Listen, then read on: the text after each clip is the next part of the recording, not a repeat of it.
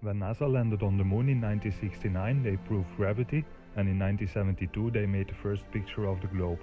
Let's take a look at the proof of gravity. Well, in my left hand I have a feather. In my right hand a hammer. And I guess one of the reasons we got here today was because of a gentleman named Galileo a long time ago who made a rather significant discovery about falling objects in gravity fields. And we thought that where would be a better place to confirm his findings than on the moon. And so we thought we'd try it here for you. The feather happens to be appropriately a falcon feather for our falcon. And I'll drop the two of them here, and hopefully they'll hit the ground at the same time. How about that? Which proves that Mr. Galileo was correct in his findings.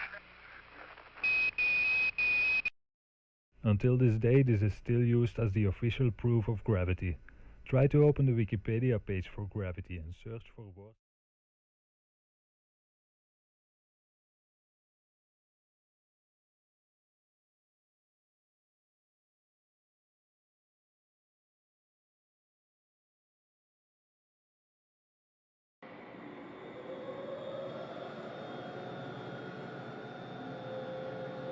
Galileo's experiment was simple.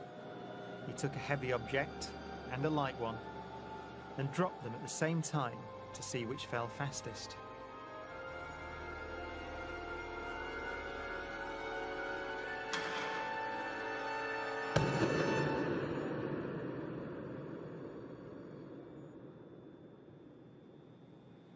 Now in this case, the feathers fell to the ground at a slower rate than the bowling ball because of air resistance.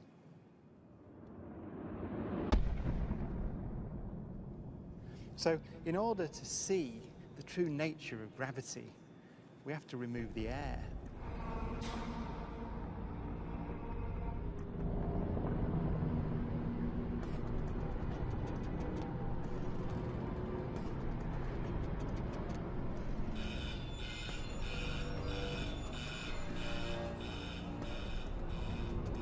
It takes 3 hours to pump out the 800,000 cubic feet of air from the chamber. Okay, we dropped 2 millitorr in the last 30 minutes. But once it's complete, there's a near perfect vacuum inside. 6104 manual, 10% open. Station 1, go for drop. PCB 30-1, pressure set point at 240 psi. We are go for drop. 10, 9, 8, 7, 6, 5, 4, cameras on, 2, 1, release.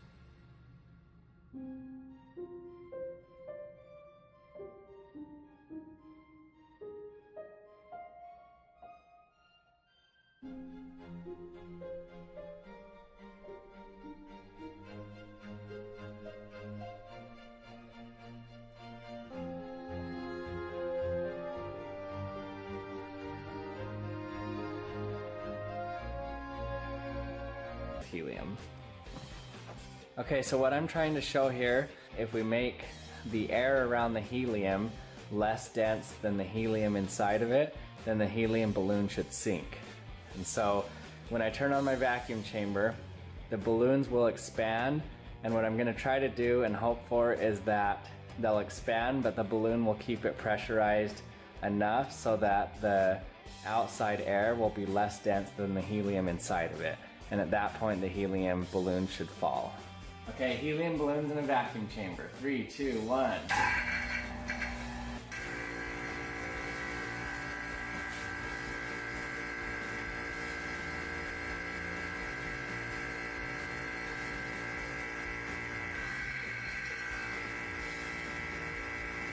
gonna fall.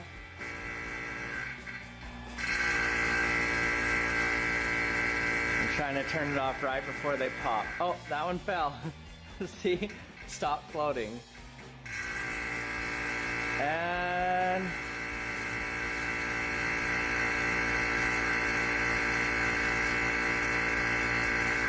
oh, they both fell.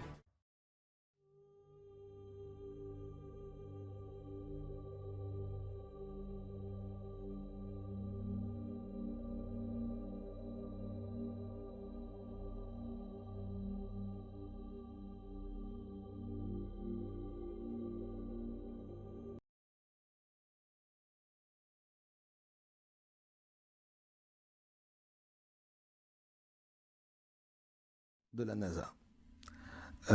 Réaliser que nous ne savions même pas quelle était la forme véritable de la Terre, ni à quoi la Terre ressemble vraiment vue de l'espace, ni même si l'espace existe réellement. À propos de la conquête spatiale, il y a quand même un gros problème que nous n'avons pas suffisamment abordé et dont on oublie trop souvent de parler. Il s'agit du vide, l'absence de pression atmosphérique. C'est un vrai problème pour la NASA. Au tout début de la conquête spatiale, dans les années fin 50, début 60, il y a eu toutes sortes d'expériences et d'entraînements justement pour régler ce problème. Alors je parle bien de pression, problème de pression, ce n'est pas un problème d'apesanteur. Nous parlons, qu'on soit bien d'accord, de pression. Vous comprenez bien que dans le vide, tout se met à gonfler. Vous voyez les ballons sondes qui finissent toujours par éclater lorsqu'ils atteignent une certaine altitude.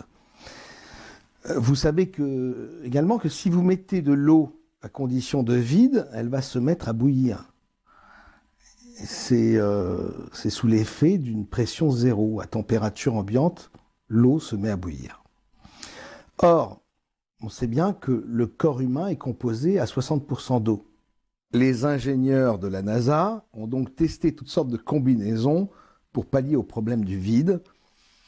Et devinez quoi?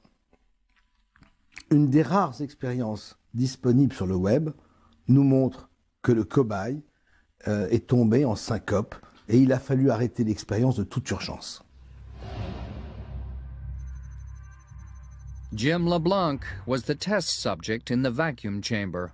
Cliff Hess, the supervising engineer outside. Jim, while you're exercising, I'd like you to stay intermediate all the time, okay? I'm pretty cool right now. Okay, well, you'll warm up here in a minute, so let's stay right here if you can stand it. The testing started just normally, like they all do. And Jim was at a vacuum in the spacesuit. Oh, I feel pretty good here. With all the air sucked out, all that protected him was his pressurized suit. Then something happened. I heard over the headset that he was losing suit pressure. The tube pressurizing his suit had become disconnected. He was in serious danger. There really wasn't any feeling. It was just happening so fast, trying to get the chamber back to a safe pressure, Jim to a safe pressure was inside the suit. As I stumbled backwards, I could feel the saliva on my tongue starting to bubble just before I went unconscious. And that's kind of the last thing I remember. Essentially, he had no pressure on the outside of his body, and that's a very unusual case to get, and there's very little in the medical literature as to what happens when you have that. There's a lot of conjecture, that your fluids will boil. Within 25 seconds, a co-worker, sitting in a partially pressurized antechamber and wearing an oxygen mask, was able to dash in. At the normal rate of repressurization, it would have taken 30 minutes to make the chamber safe. Hess repressurized it in just over a minute. That's much, much faster than you would ever come down in an airplane. It would really hurt your ears if you did that. Finally, it was safe to let a doctor in. Miraculously, LeBlanc had already regained consciousness.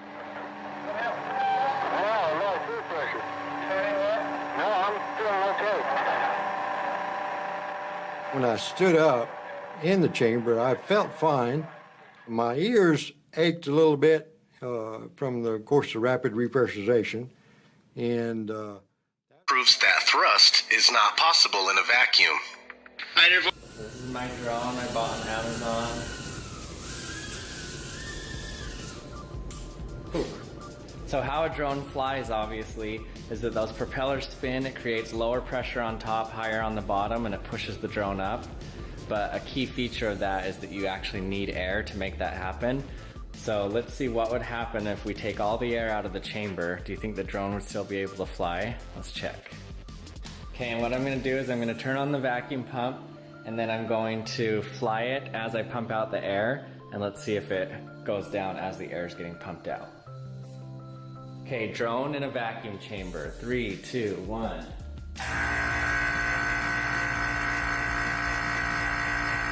Okay, I'm just gonna let it hover there.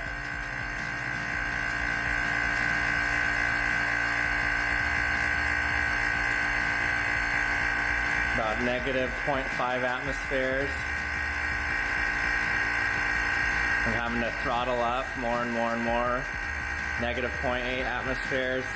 Look, it's full throttle. It can't even get off the ground now. I can't do anything.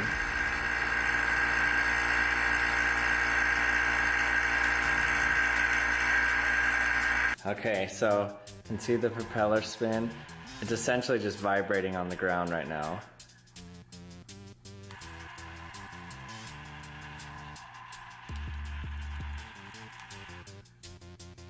And what's cool is look how long those blades spin after I turn it off. Turn it off, just barely stop because there's no air resistance. Okay, now I'm going to slowly increase the pressure and see if we can get it to fly. So I'm gonna have it on full throttle. Full throttle, I'm gonna let in some air.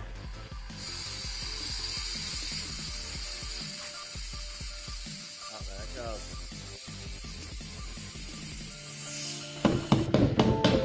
Let's give them a few more minutes to warm up. Okay, they're all awake now. Let's see if they can fly. So I have a little magnet in here where I can go get them and try to make them fly.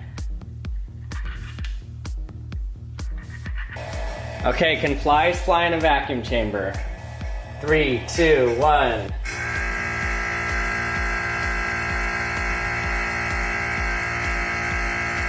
Okay, we're at 0.8 atmospheres. They're still flying. 0.6 atmospheres. Still flying. Half an atmosphere, they're having a harder time flying. They keep landing, falling onto the ground. Okay, we're at 0.4 atmospheres.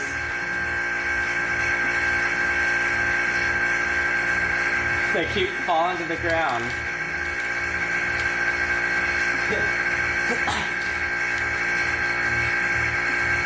Yep, they can't fly. There's one more up here. So we're at 0.2 atmospheres. Let me pause it right there. 0.2 atmospheres. See how they just fall to the ground? Here's one right here. So this isn't even at full vacuum. Okay, let me get it down a little more.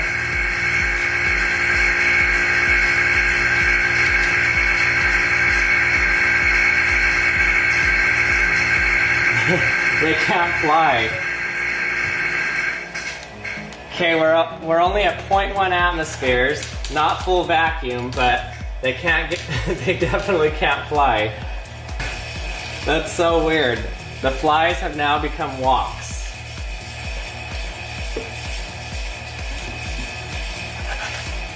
That's so weird. Okay, now I'm gonna increase the pressure and watch them start to be able to fly. Turn on the air. 3, 2, 1.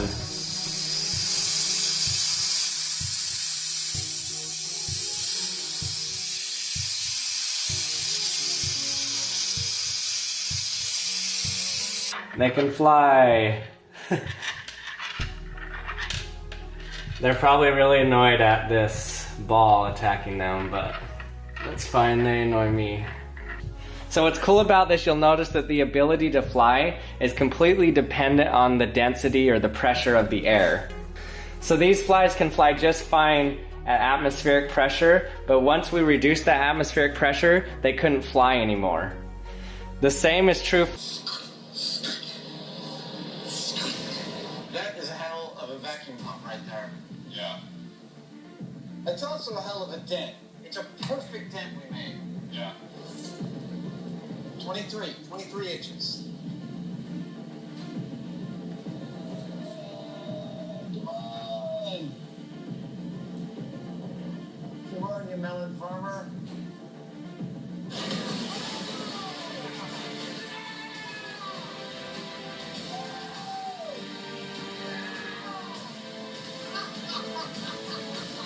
Finally. Oh, 23 inches of mercury. Holy cow!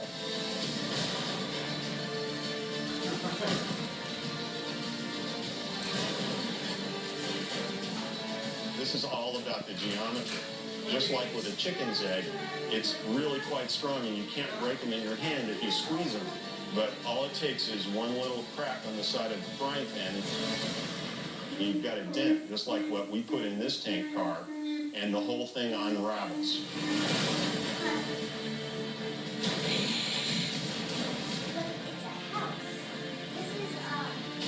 Man, look at that. That is beautiful. I've never seen anything quite like that. Something that large and sturdy being deformed like that.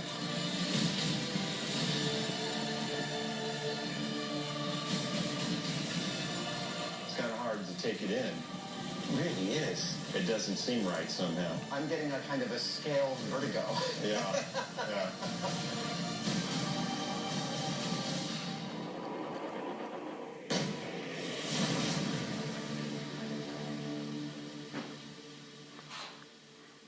Oh, we had pulled a nearly full vacuum on two 67-foot-long tank cars and achieved buckus, nothing.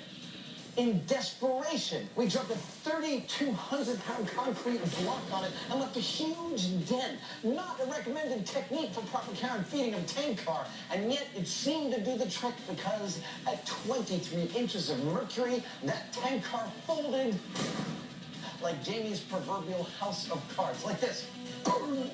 Here, wait, play my sound effect over the actual thing. Watch this. Just like that. It was beautiful.